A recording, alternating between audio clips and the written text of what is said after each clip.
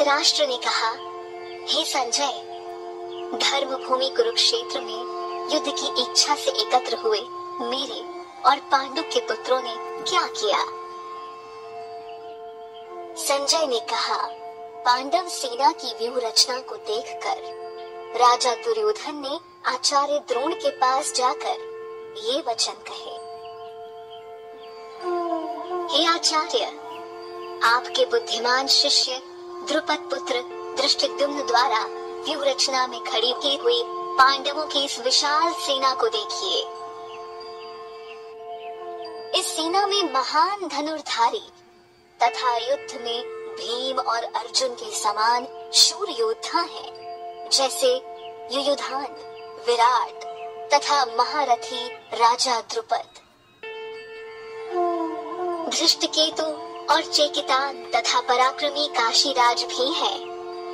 पुरुजित और कुंती भोज ये दोनों भाई तथा मनुष्यों में श्रेष्ठ शैव्य भी है।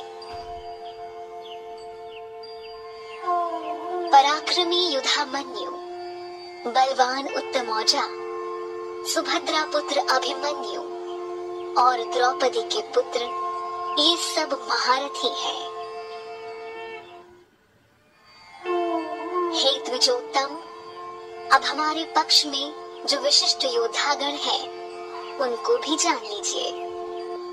आपकी जानकारी के लिए अपनी सेना के नायकों के नाम मैं आपको बताता हूँ।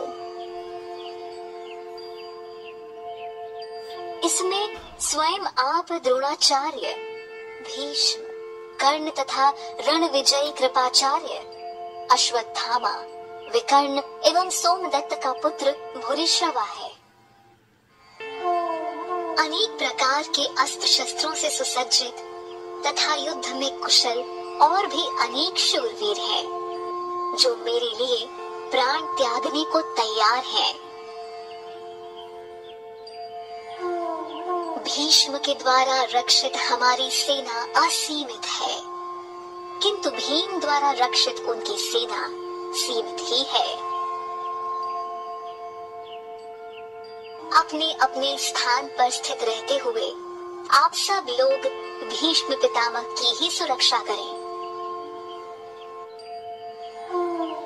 दुर्योधन को प्रसन्न करने के लिए कुरु वृद्ध पितामह भीष्म ने सिंह के समान गरज कर जोर से शंख बजाया।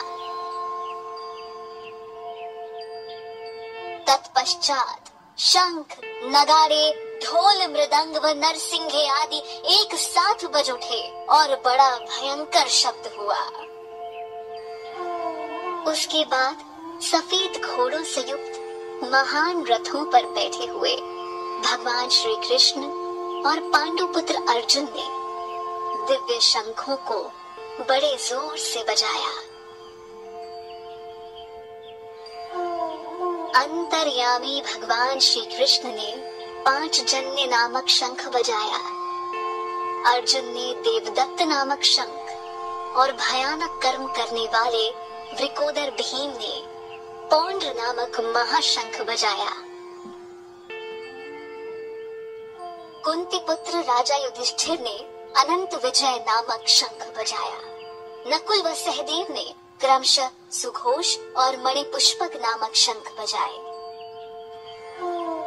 महाधनुर्धर काशीराज, महारथी शिखंडी, धृष्टद्युम्न, राजा विराट और अज्ञेय सात्विक। हे राजन, राजा द्रुपद, द्रौपदी के पुत्र और सुभद्रा पुत्र महाबाहु अभिमन्यु, सभी ने अलग अलग अपने अपने शंख बजाए।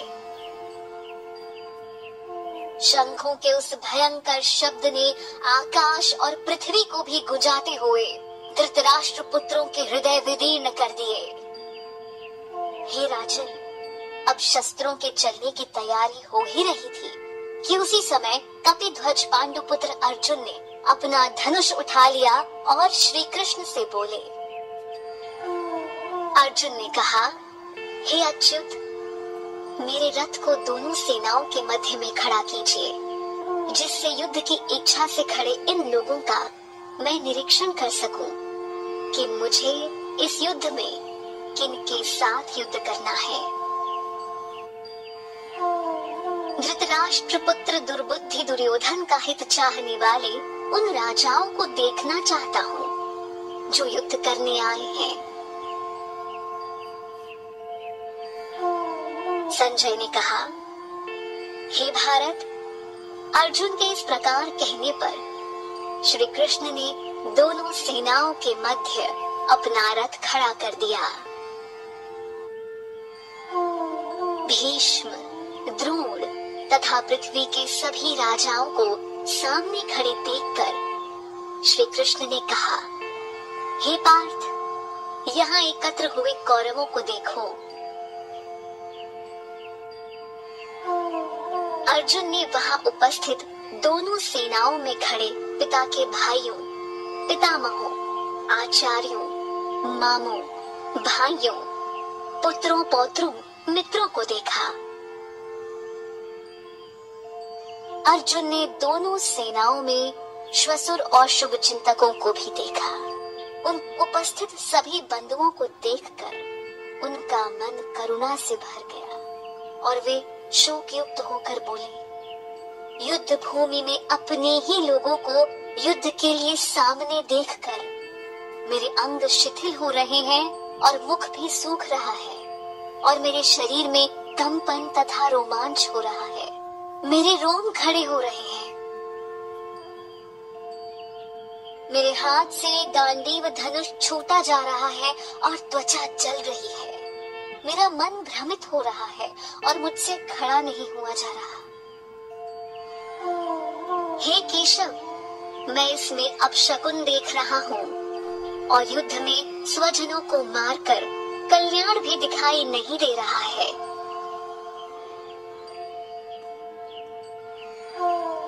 हे कृष्ण, न मैं विजय चाहता हूँ, न मैं राज्य और न ही सुखों को चाहता हूँ।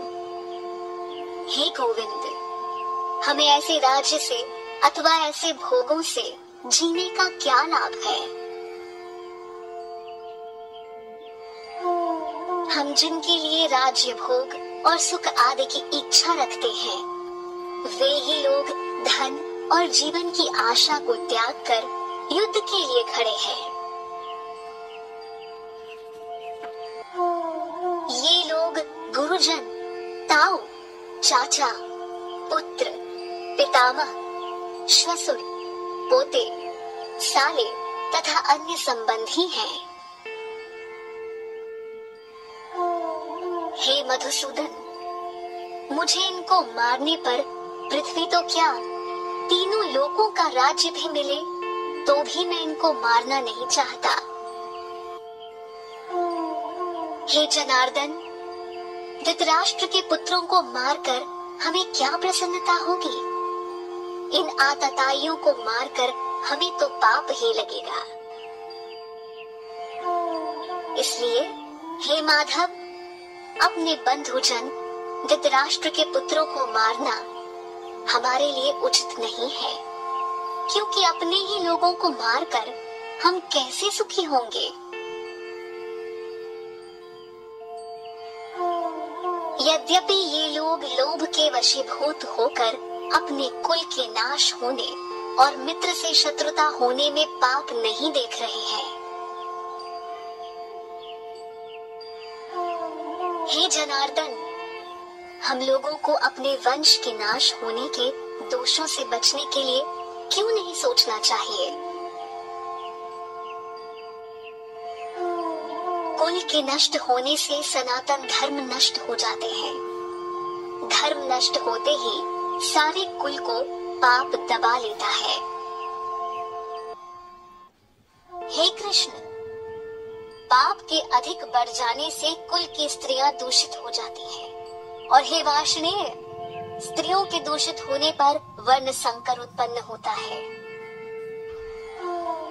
वर्ण संकर कुल घातियों के कारण कुल नरक में चला जाता है, और पिंड जलदान की क्रिया से वंचित इनके पितर भी नरक में गिर जाते हैं।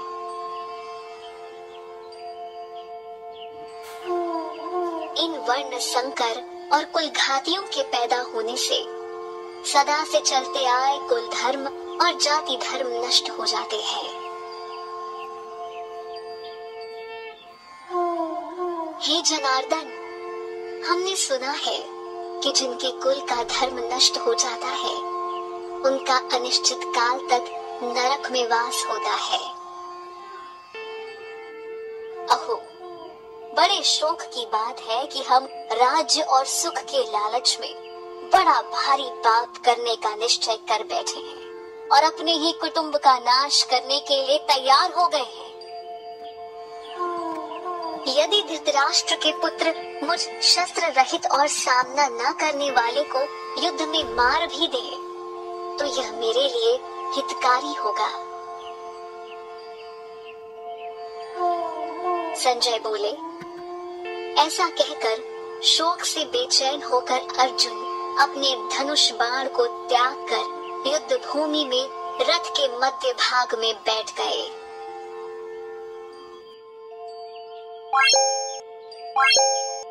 What?